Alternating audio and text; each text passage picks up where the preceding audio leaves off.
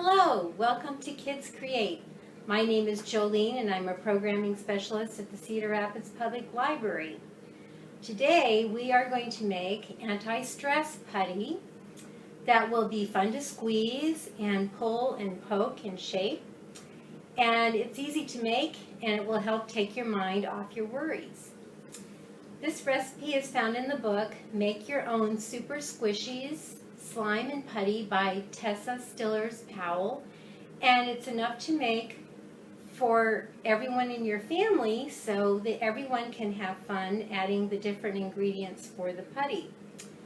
Since we're using measuring cups and spoons today, I've added a website about kitchen measurement math activities that you might want to explore also. So here are the items you're going to need to make the stress putty. Okay, you're going to need 1 cup of flour. You're going to need 1/2 cup of salt. You're going to need 3 tablespoons of cream of tartar, which is this container here.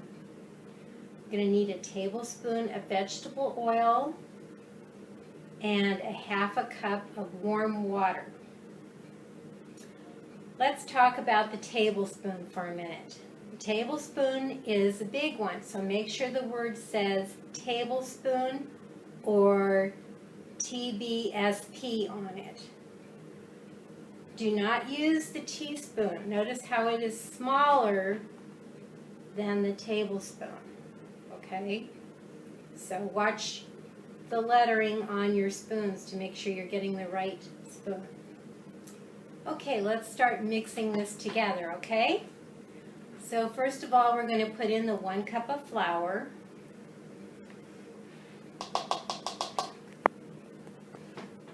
We're going to add the 1/2 cup of salt.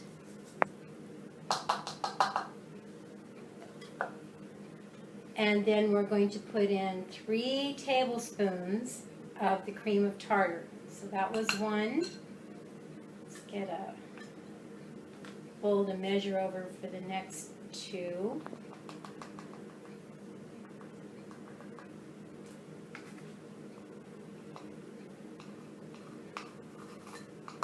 And I'm using something to level it off. There's 2.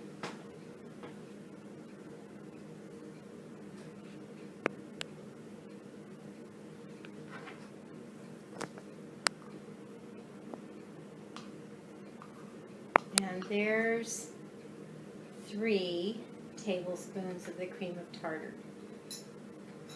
Okay, so we're going to take our spoon and we're going to just mix all that together.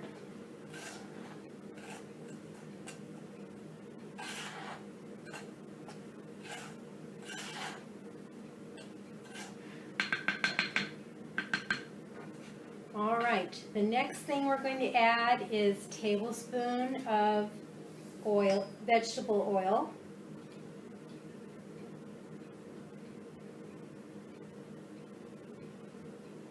Just add that right into the dough.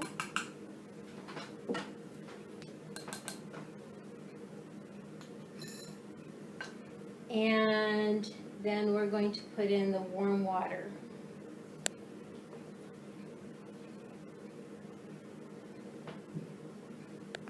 And we're just going to start stirring that up, kind of get it to form into a ball.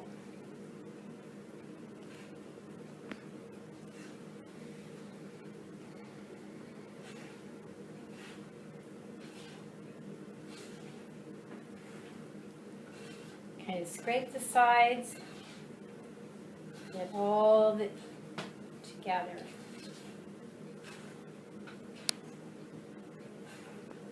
Now, at a certain point, you're going to want to get in there with your hands instead of the spoon.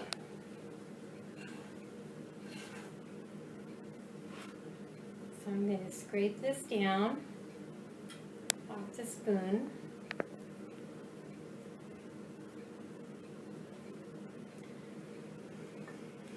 And I'm going to use my hands and kind of push the rest of the dough together. It's called kneading.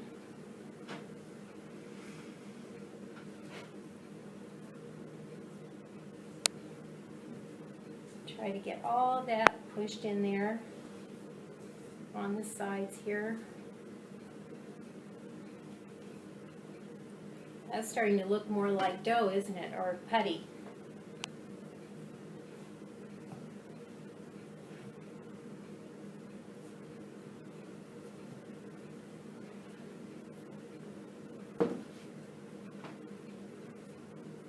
Now you can see I can work with it with my hands pretty good. If you're sharing with your family members, you might want to take this time to take the dough and divide it in half to share, or how many times you want to divide it up for your family members. And then they should get a bowl and a spoon so that they can start to add their food coloring. Now I chose blue today, so what I'm going to do, it says 4 drops of food coloring. If you're breaking this down, you're not going to use as much food coloring. I'd start with 1 drop and work from there. Food coloring is messy, so try not to get any on your clothes, and you're not going to want it on your hands right away. So you're going to want to, I'm going to do 4 drops here. You're going to want to use a spoon, and we're going to push the color into the dough with the spoon, okay? If I put this on my hands, it's going to turn my hands blue.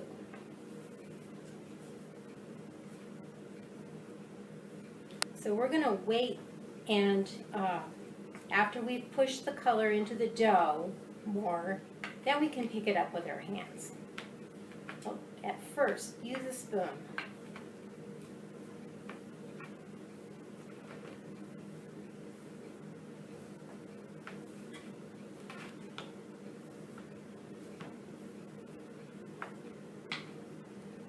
I'm going to add a couple more drops.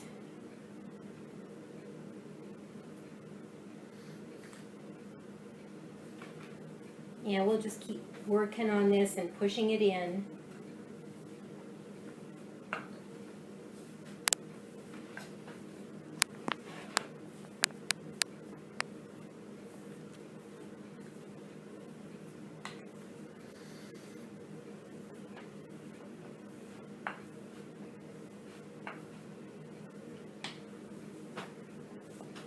It's starting to turn a nice color of blue here.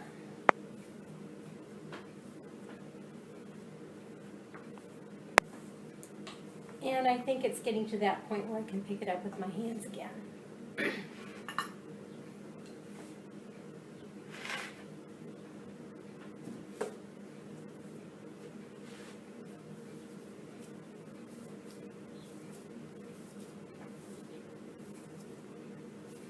Most of the color's staying on the dough, so that's good.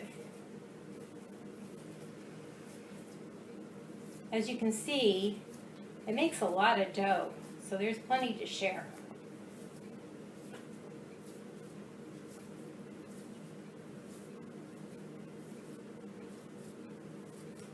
Okay, I'm starting to like this color. So what I'm going to do is set it back in the bowl. And I'm going to take some essential oil. My fragrance I'm picking is lavender. I'm just going to put a drop on that. It's pretty strong smelling, so you don't want to use too much.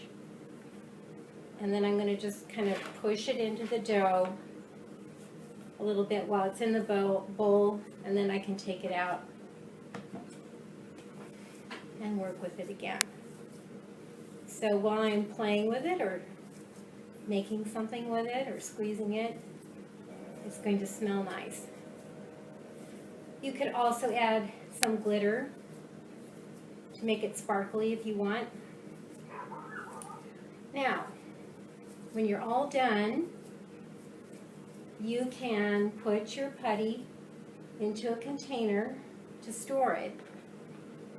Or you can also use a plastic bag if you want.